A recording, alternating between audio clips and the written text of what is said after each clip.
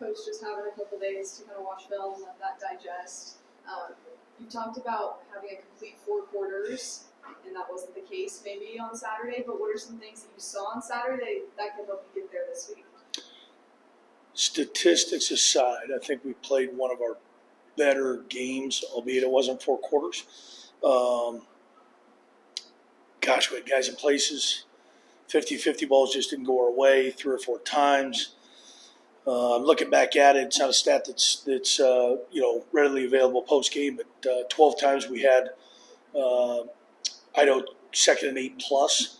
But 11 of those 12 times they converted. One of them was a sack on third down by Matt Brown. So we're getting them where we need to be. We emphasize first down against any team that's a run-first outfit to be at least successful 60-65% of the time on first down. We had 12 times where we had a second and 8 plus in uncomfortable moments. But we let them off a little bit too easy, a lot too easy, because 11 of 12 times it converted. So when you get minimal drives, offensively we had 8 drives, and they kind of technically had 9 drives, with the last kneel being kind of a pseudo drive. You got to maximize your points on offense, and you got to be able to get the ball back to the offense on defense. Just weren't able to do that in pockets. I'd like to see the opposing team's punter more. At the end of the day, that means you're getting off the field in situations where not fourth and go for it. We just haven't seen too many punters this year too often enough. But we played. We didn't play well enough, but we certainly played at an energy level. A lot of times we're gap sound. We just didn't make tackle in the gap. So it's not that we're not there. Now we're there. We just got to make the play, capitalize when we are there. Against a good football team, there's less room for error. 17-13, getting the ball in the second half, felt really good where we were at. But it's still 2 halves on defense. We have 70 yards rush in the first half, 150 in the second half, and almost 8 yards per carry. Not going to be able to how you finish on the road against a very good opponent, which quite arguably or not arguably, we've got a better opponent in our hands at home this week. So better, not where it needs to be.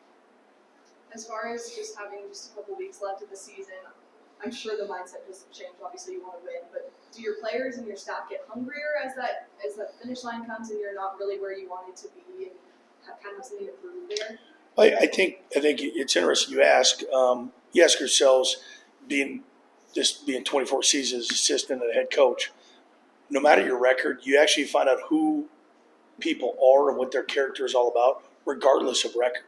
Because a lot of times in a situation, and Coach Vega could probably attest, when you're 8-0, maybe you feel too good at times about yourselves, and so your true character is revealed because you're not getting better at this time of year. We've got much more improvement to be had than a lot of teams, but as long as we're improving and we take that approach in a professional way, we got a chance to not to worry about next year, because next year is not on anybody's mind. It shouldn't be on anybody's mind. But we're all humans. We all deviate from the moment sometimes. How close to the moment we can stay is our challenge as coaches. But I think if you're true to your teammates, you're true to the logo, and you're true to the preparation that got you to the start of the season, why would you change your stripes as the season has gone on based on record? Easier said than done, obviously, with 18 to 23-year-olds, but regardless of age, when things don't go your way, sometimes we tend to pout and throw fits. Maybe not verbally, maybe mentally, and that's always a challenge in any situation. And sports does that to you. It tests your fortitude. It tests who you truly are. It tests those moments of comfort going into the season.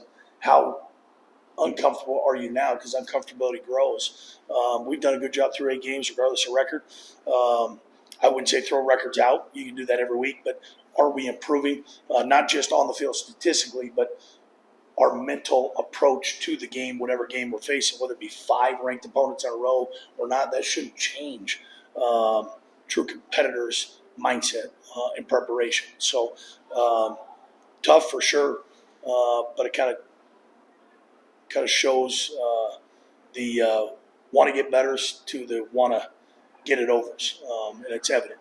That's what tough times will do. And as a leader, you gotta be stoic in your approach. You gotta be consistent in your approach, and so I hope that's the way they felt that I've been, because you can't deviate from the plan because you rolled out a plan.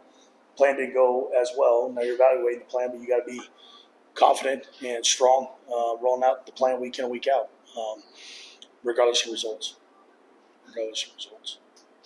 We want to see, like you said, 5 ranked opponents in a row, playing them all tough through the first half, some of them all the way into the fourth quarter. Asked Michael, lost by 3 to Montana, took them down to the brink. You got another team like that, top 5 team at home. Again, what do you got to do to get yourself in that same position with the chance to maybe go ahead in the fourth quarter like that? You got to see the punter more. I want to see the opposing punter way more. So I'd like to see Brendan Hall more often than one time. If you don't see the punter, then that means they're turning the ball over. If we're not turning them over, then that means they're moving the ball, scoring points at the end of drives. If we're not stopping them on fourth down, punters, I don't want to see our punter. I want to see their punter.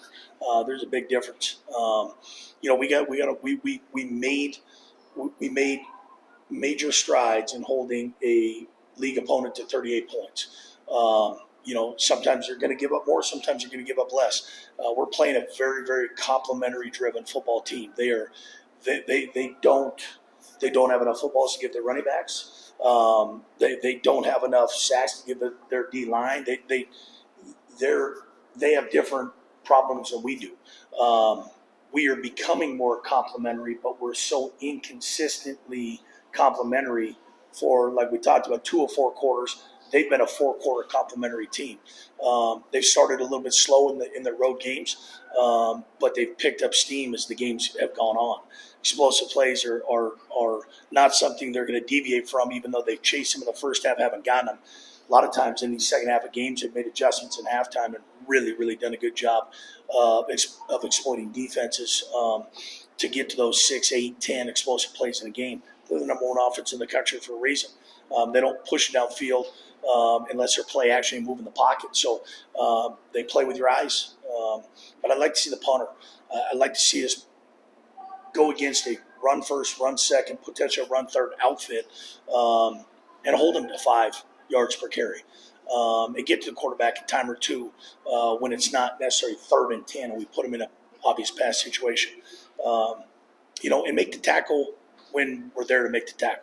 Because we weren't there the first 4 or 5 games, then we have been there the last couple games. Now we're there, now go perform in bigger moments. And we've done that occasionally, but not consistently. Is there anything specific? I mean, you said, you want to see the punters. Anything specific that your message to the defense this week in terms of preparation? Well, if you change and deviate week in and week out, then all of a sudden you've got 9 plans going into the 9th game, and you're going, okay, what do you want to see from us? I want to stop the run, or at least bottle the run up and make them make adjustments. If we're not having your offensive coaches do work mid-game, we haven't done enough work in the game to get that done. I'd like to see some turnovers.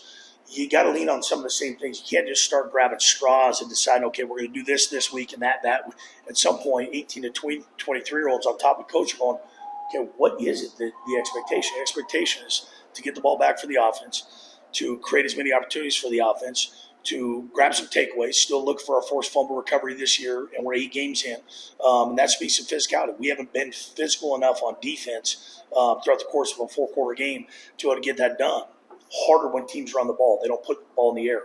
2 bad things happen when ball goes in the air. It's either an incompletion or an interception. There's only one good thing, that's a completion. So running the football gives you an advantage not to give the football up. And they've done a great job of maintaining the football, throwing when they have to, and really kind of throwing the ball and moving the pocket when you're unexpectedly thinking that they're going to do that. And they get a running back, which enhances their backfield to even a higher standard. I'd like to see us be more opportunistic in bigger moments and sustain it for.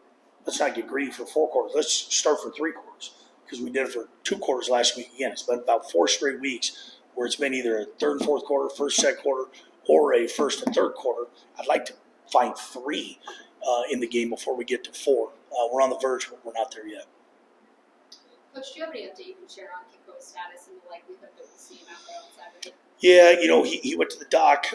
Looks like things are cleared up enough for us to feel like he's got a pretty good chance to go on Saturday. I don't. There's no gamesmanship going on. If he was out, I would tell you he is out. He's not out, but he's not in. We expect him to play. It's fortunate that we have Jared, we have Mike, we have Nate that's played sparingly this year. We have 3 quarterbacks outside of Kakoa that we think can run the offense we intend to run. The offense doesn't change no matter, or it tweaks, but it doesn't change no matter who's behind center. But he got stepped on in the game, and it was more precautionary than anything else. And, felt some uneasiness late in the game, so we're forced to put Jared in the game due to the unavailability of Kakoa. He's a warrior, wants to win, so if he's cleared, he'll go. You talked about, obviously having quarterbacks, that offense hasn't changed much. Do you think that presents, a big advantage in terms of you guys don't have to make a lot of changes if he's not 100%? Yeah, I think you got to lean in certain directions for sure. You don't want to go so far to the right or so far to the left with a different guy, just because again, when you're deviating in the game, it's so different if that's the case. I think it can be an advantage for us, but I think it can work against us if we don't use them effectively or appropriately enough. I think most of the time this year we've used them effectively in certain pockets. We still want to get the flow of the number 1 quarterback and not take that out of its hands. And every third down we move someone else in and not feel like we're getting a flow and getting some rhythm. I'd like to find some opportunities for other receivers outside of Efton to create a second receiver to be able to get some eyes less on Efton and more on others. But I think all in all, I think that we go as the offensive front goes. At the end of the day, we got to protect, we got to move the sticks, we got to be at probably 5-0 per carry to put us in third and short situations.